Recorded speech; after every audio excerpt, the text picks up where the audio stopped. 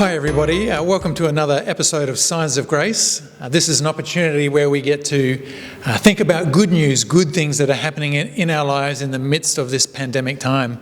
With me today is Chris Follett. He comes along to the Miranda North congregation and he has a unique sort of experience of this whole time as well. We're going to find out a little bit about that. Chris, you work in an industry that excites me, that I think is a really interesting one. Do you want to share what it is you do and also where you find yourself as a industry at the moment?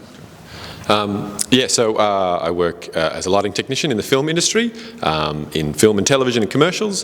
The industry at the moment, we shut down on the 4th of March, so we shut down quite early. And we're not expected to go back till quite late because we are a large gathering industry. The project I was working on had a lot of cast from overseas, so they're probably not coming back into the country. Who knows? Big question mark on that one. So that's where we are as an industry at the moment. We are completely. There's one film in Australia that's chugging along just. Wow, that's would be the kind of thing that would make most people feel anxious. So I assume if the film's not working, you're not employed. Then I guess the big question is, like, where do you see a sign of grace? Is there any positive that you can experience at a time like this? So because it's an industry that I've been a freelancer for my whole career, basically, work goes up and down all the time. I've been unemployed before just because there's been no jobs on. And I learnt, or by God's grace, I learnt a long time ago to...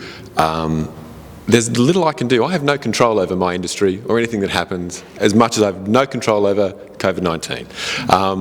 And I learnt by God's grace a long time ago that I don't have to control it. I don't have to worry about it because He is in control of it all.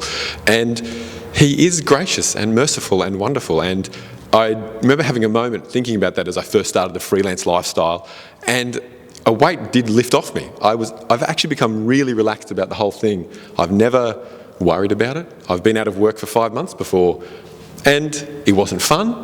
Things were hard about it, but I really felt no worry about it because in the end, I know I'm in a very blessed place in Australia. I have an amazing community around me from church and family and lots of things, and so I know He's caring for us, and I find that really encouraging. Yeah, that's really helpful to remember. From a kingdom perspective, when we have a bigger picture, we know that God is in control of these things. And it's wonderful when we might feel out of control personally. I wanted to touch briefly, I guess, a final question. It's difficult when you're out of work, but there can also be little signs of grace, little good opportunities that come out of it. Do you want to share maybe one or two things that have been really encouraging and good for you at this time?